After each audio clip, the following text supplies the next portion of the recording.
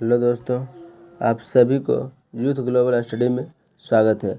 आज हम इस वीडियो में हीट एंड टेम्परेचर ऊष्मा और ताप से रिलेटेड प्रीवियस ईयर क्वेश्चन और एनसीईआरटी क्वेश्चन दोनों का डिस्कशन करेंगे इस वीडियो में। इससे पहले के वीडियो में 1 से लेके 120 क्वेश्चन तक करवा दिए गए थे। आज उससे आगे इस वीडियो में क्वेश्चन का डिस्कशन कराया जाएगा। चलिए क्वेश्चन को स्टार्ट करते हैं। पहला क्वेश्चन हो गया, किस तापमान पर पानी तरल एवं ठोस दोनों स्थितियों में विद्यमान हो सकती है? ये 0 डिग्री सेल्सियस पर, यानी कि ऑप्शन नंबर इसका बी हो जाएगा। चलिए अगला क्वेश्चन देखते हैं।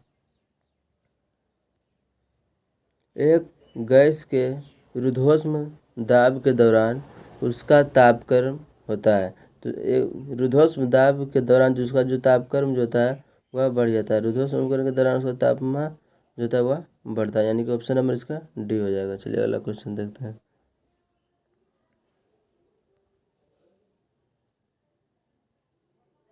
परम शून्य वह ताप है, परम शून्य जो है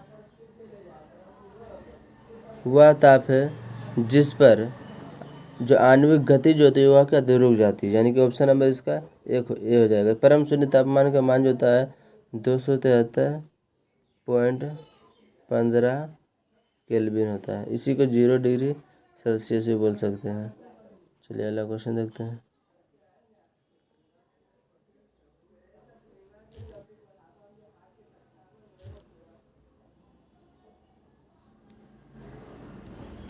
सूर्य किरण का कौन सा भाग सोलर कुकर को गर्म कर देता है? तो उसे अवरक्त किरण कहते हैं। कौन सा किरण कहते हैं? अवरक्त, यानी कि ऑप्शन नंबर इसका बी हो जाएगा। अवरक्त किरण जो होता है वह सूर्य किरण में वही सोलर कुकर को गर्म कर देता है। इसका ऑप्शन नंबर इसका बी हो जाएगा। चलिए अगला क्वेश्चन देखते हैं। धूप से बचने के लिए छाते में रंग संयोजन निम्न में से कौन सा उचित होता है? तो धूप से बचने के लिए छाते में जो होता है ऊपर जो होता है वह वाइट कलर यानी कि सफ़ेद कलर का होता है, और नीचे जो होता है छाता के नीचे वह ब्लैक कलर का होता है, यानी कि ऑप्शन नंबर इसका बी देखिए, ऊपर सफ़ेद और नीचे काला होता है। चलिए अगला क्वेश्चन देखते हैं। चांदी की ऊष्मीय चालकता तांबे की ऊष्मीय चालकता की अपेक्षा क्या होता है? तो कम होता है। चांदी की ऊष्मीय चालकता तांबे की ऊष्मीय चालकता से अपेक्षा क्या होगा? अधिक होगा, यानी कि ऑप्शन नंबर इसका बी होगा, यानी कि सबसे अच्छा चालक चांदी को ही माना जाता है। चलिए अगला क्वेश्चन देखते हैं।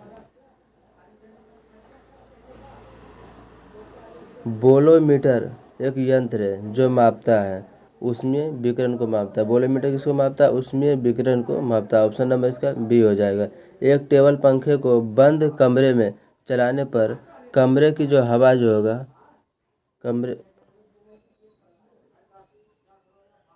कमरे की जो हवा जो होगा वो क्या हो जाएगा? गर्म हो जाएगा, यानी कि ऑप्शन नंबर इसका ए हो जाएगा। कमरे की जो हवा जो होगा वह गर्म हो जाएगा। चलिए अगला क्वेश्चन देखते हैं। निम्नलिखित में से कौन ऊष्मा का सबसे अच्छा सुचालक है? तो ऊष्मा का सबसे अच्छा सुचालक जो हो जाएगा वह ऑप्शन नंबर सी, यानी समुद्र का पानी हो जाएगा। तो इसका ऑप्शन नंबर सी हो जाएगा। चलिए अगला क्वेश्चन देखते हैं। आणविक संगठन के द्वारा ऊष्मा का संप्रेषण क्या कहलाता है? तो ऊष्मा का जो संप्रेषण जो होता है उसे संवहन कहते हैं, यानी कि ऑप्शन नंबर इसका बी हो जाएगा। आणविक संगठन के द्वारा ऊष्मा का संप्रेषण संवहन कहलाता है। चलिए अगला क्वेश्चन देखते हैं।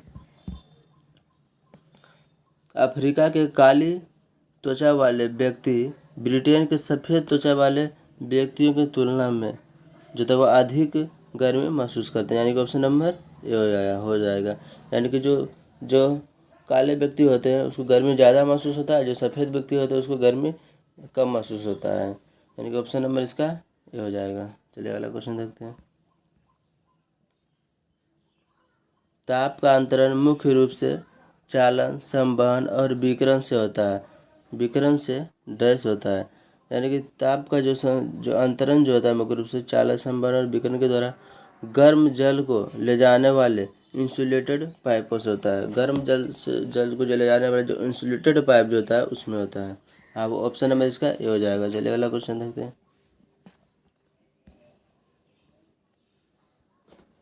विकिरण द्वारा ऊष्मा का स्थानांतरण मुख्य रूप से निर्भर करता है।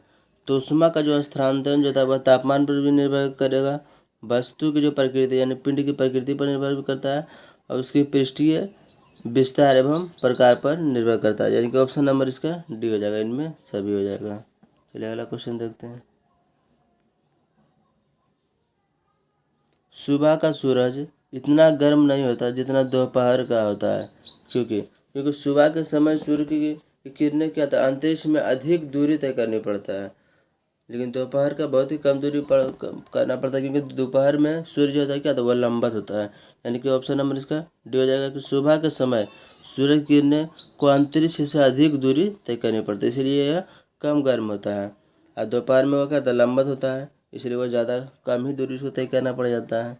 चलिए ऑप्शन नंबर डी हो जाएगा इसका। अगला क्वेश्चन देखते हैं।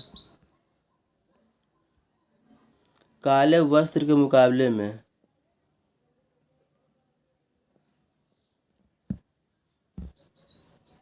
श्वेत वस्त्र शीतल क्यों है? क्योंकि काले वस्त्र जो भी प्रकाश पहुँचता है उसे परावर्तित कर देता है, लेकिन काले वस्त्र क्या होता है कि जो भी प्रकाश आता है उसको सबको अवशोषित कर लेता है, इसीलिए काले वस्त्र के मुकाबले में श्वेत वस्त्र शीतल होते हैं। चलिए ऑप्शन नंबर इसका बी हो जाएगा। अगला क्वेश्चन देखते हैं। ऊनी कपड़े सूती कपड़ों की अपेक्षा गर्म होते हैं। ऊनी कपड़े जो है सूती कपड़ों की अपेक्षा गर्म होते हैं, क्योंकि वह ताप के अच्छे रुकावट होते हैं। यानी कि ऑप्शन नंबर इसका डी होता है। ये ताप को क्या हो गया, अच्छे रुकावट हो गए, यानी कि वह ताप को अशांतित होने नहीं देता। चलिए अगला क्वेश्चन देखते हैं। निम्नलिखित में से किसके द्वारा अधिक उबाल पैदा होता है? क्या होता है, अधिक उबाल पैदा होता है? इसका ऑप्शन देखते हैं। पहला है उबला हुआ पानी, तो इसमें उबाल कम ही होगा। भाप के द्वारा क्या होता है, अधिक उबाल पैदा होता है, इसका ऑप्शन नंबर बी हो जाएगा। चलिए अगला क्वेश्चन देखते हैं। अच्छे उत्सर्जक अच्छे अवशोषक होते हैं, ये किरचॉफ का नियम है। किसका नियम? किरचॉफ का नियम होता है, यानी कि ऑप्शन नंबर ए हो जाएगा। किरचॉफ का नियम में अच्छे उत्सर्जक अच्छे अवशोषक होते हैं, यानी कि दो धातु लिया जाए, एक सफ़ेद और काला, और दोनों को एक समान ताप पर जब गर्म करते हैं तो काले धातु जब कमरे में रखते हैं तो वो अधिक चमक उसमें दिखाई पड़ता है, इसीलिए वो इसका एग्जाम्पल हो गया। चलिए अगला क्वेश्चन देखते हैं। स्टीफन का नियम जो होता है वह क्या होता है? तो स्टीफन का नियम होता है ई समानुपाती टी पर पावर 4 होता है, यानी कि ऑप्शन नंबर इसका सी हो जाएगा। ये समीकरण याद रखना बहुत जरूरी है, बहुत इम्पोर्टेंट है। चलिए अगला क्वेश्चन देखते हैं। किसी वस्तु के ठंडे होने की दर वस्तु तथा उसके चारों ओर के माध्यम के ताप के अंतर की क्या होती है, समानुपाती होती है।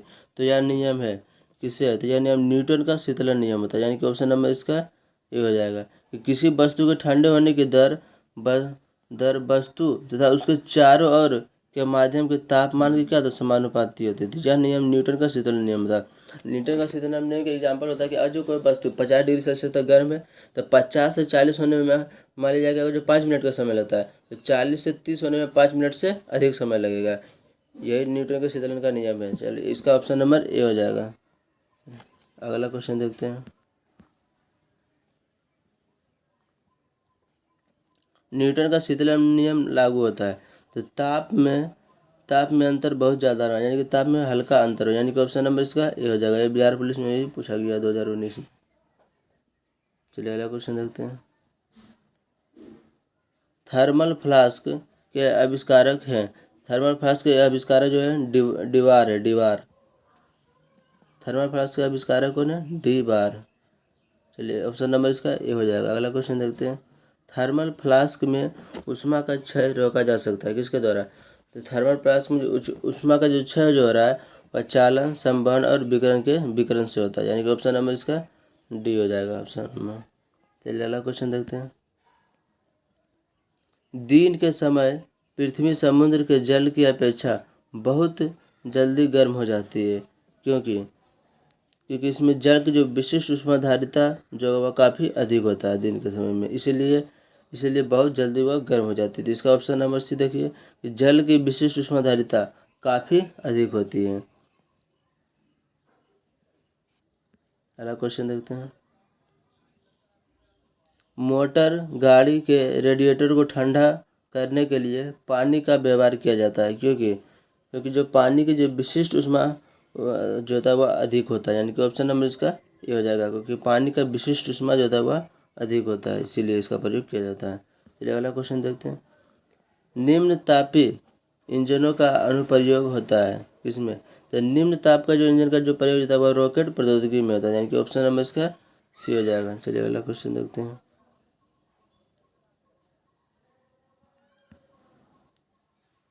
उदर्वपातन यानी कि सब्लिमेशन उदर्वपातन है, तो कपूर भी उदर्वपातन का उदाहरण है। नेपथलीन भी हो जाएगा, अमोनिया क्लोराइड हो जाएगा, यानी कि इनमें सभी हो जाएगा। आयोडीन भी होता है उदर्वपातन का, तो ऑप्शन नंबर इसका डी होता है। उदर्वपातन क्या होता है कि जब कोई पदार्थ को जब गर्म करते हैं तो वह ठोस से सीधे गैस में बदल जाए, या फिर गैस से सीधे ठोस में बदल जाती है, यह जो प्रक्रिया जो है वह उदर्वपातन कहलाता है। यानी कि इसका एग्जाम्पल जो दिया हुआ कपूर, नेपथलीन, अमोनिया क्लोराइड, आयोडीन, ये सब क्या है? उदर्वपातित पदार्थ है। ऑप्शन नंबर इसका डी हो जाएगा। चलिए अगला क्वेश्चन देखते हैं। इसमें सारा ही प्रीवियस ईयर क्वेश्चन है और एनसीईआरटी का है। शुद्ध पदार्थ में कोई अन्य पदार्थ मिला देने पर उनका गलनांक पर क्या प्रभाव पड़ता है? तो उसका गलनांक जो होता है वह घट जाता है, यानी कि वह धीरे धीरे गलेगा, यानी कि ऑप्शन नंबर इसका बी हो जाएगा। चलिए अगला क्वेश्चन देखते हैं। मिश्र धातु के गलनांक उनके अवयवी धातुओं की अपेक्षा क्या होते हैं? तो उसके अवयवी जो धातु जो था उससे कम होता है, यानी कि ऑप्शन नंबर इसका ये हो जाएगा, क्योंकि मिश्र धातु के मिलाने पर उसका जो गलनांक जो था वह घटता है। चलिए अगला क्वेश्चन देखते हैं। निम्नलिखित में से कौन सा ऊष्मा का यूनिट है? तो ऊष्मा का जो ऐसा मात्रा जो होता है वह क्या होता है? जूल होता है, यानी कि ऑप्शन नंबर ए। ओम जो होता है प्रतिरोध का ऐसा मात्रा जो होता है वह ओम होता है। विभवांतर का ऐसा मात्रा वोल्ट होता है। अरे विद्युत धारा का ऐसा मात्रा जो होता है वह एम्पियर होता है। ये एनटीपीसी 2017 में पूछा गया है। चलिए अगला क्वेश्चन देखते हैं। बर्फ का गलनांक बिंदु जो होता है वह कितना होता है? तो बर्फ का जो गलनांक बिंदु होता है वह 273 केल्विन होता है। इसी को बोल सकते हैं 0 डिग्री सेल्सियस भी बोल सकते हैं, यानी कि ऑप्शन नंबर इसका ए हो जाएगा। चलिए अगला क्वेश्चन देखते हैं। बर्फ का गलना जिस तापमान पर तरल अपनी तरल अवस्था से ठोस अवस्था में परिवर्तित होता है उसे क्या कहते हैं? उसे हिमांक बिंदु कहते हैं। हिमांक का ही यह डिफिनेशन होता है कि जिस तापमान पर तरल अवस्था ठोस अवस्था में परिवर्तित हो जाए उसे हिमांक कहते हैं, और जिस तापमान पर ठोस अवस्था तरल अवस्था में जो परिवर्तित हो जाएगा तो उसको गलनांक कहते हैं। क्वथनांक क्या होता है? वह न्यूनतम ताप जिस पर कोई पदार्थ क्या होता है खौलने लगता है उसे क्वथनांक कहते हैं। और ध्रुपातन बिंदु क्या होता है? तो वह ताप जिस पर कोई ठोस डायरेक्ट गैस में परिवर्तित हो जाता है उसे ध्रुपातन बिंदु कहते हैं। इसका ऑप्शन नंबर बी हो जाएगा। चलिए अगला क्वेश्चन देखते हैं। पानी का क्वथनांक डैश होता है, तो पानी का क्वथनांक जो होता है वह 212 डिग्री फ़ारेनहाइट होता है, यानी कि ऑप्शन नंबर इसका बी हो जाएगा। अगर जो केल्विन में अगर जो पूछता है तो 373 केल्विन हो जाता है, और जो सेल्सियस में जो पूछता है तो 100 डिग्री सेल्सियस हो जाता है। चलिए अगला क्वेश्चन देखते हैं। केल्विन पैमाने पर लिए गए ताप को सेल्सियस पैमाने पर बदलने के लिए आपको दिए गए ताप में 273 क्या होगा? घटाना पड़ेगा, यानी कि ऑप्शन नंबर ये हो जाएगा। यानी कि देखिए एक सेल्सियस हो गया, एक हो गया केल्विन। अगर जो आपको सेल्सियस से केल्विन में अगर जाना है तो 273 जोड़ देना है, और जो केल्विन से सेल्सियस में जो बदलना है तो इसमें 273 घटा देना है। यही ट्रिक याद रखना है, तो न्यूमेरिकल में दिक्कत नहीं होगा। चलिए अगला क्वेश्चन देखते हैं। इनमें से कौन ऊष्मा का मात्रक नहीं है? तो कैलोरी ये ऊष्मा का मात्रक होता है, किलो कैलोरी भी ऊष्मा का मात्रक होता है, और जूल भी ऊष्मा का ही मात्रक होता है। लेकिन डिग्री सेल्सियस या तापमान का ऐसा मात्रक होता है, यानी सीजीएस मात्रक होता है, यानी ऑप्शन नंबर इसका डी हो जाएगा। चलिए अगला क्वेश्चन देखते हैं। 1 किलो कैलोरी ऊष्मा का मान कितना होता है? तो 1 किलो कैलोरी ऊष्मा का मान जो होता है 4.2 गुना 10⁻³ जूल होता है, यानी कि ऑप्शन नंबर इसका कौन सा हो जाएगा? सी हो जाएगा। चलिए अगला क्वेश्चन देखते हैं। गुप्त ऊष्मा का विमीय सूत्र क्या होता है? तो गुप्त ऊष्मा का विमीय सूत्र होता है m0L2T-2 होता है, या फिर इसको इस तरह भी लिख सकते हैं L2T-2, इतना भी लिख सकते हैं। इसका ऑप्शन नंबर ए हो जाएगा। चलिए अगला क्वेश्चन देखते हैं।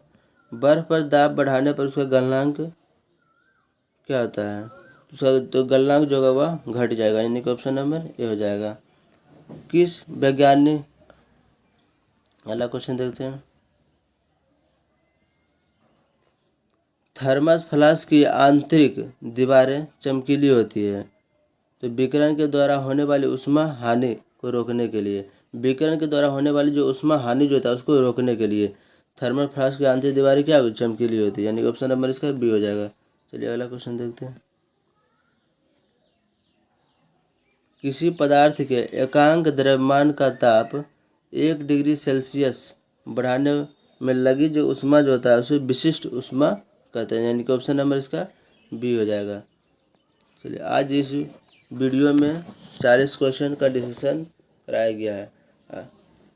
अगर ये वीडियो आप सभी को हेल्पफुल लगे तो लाइक शेयर एंड कमेंट जरूर कीजिएगा। जय हिंद।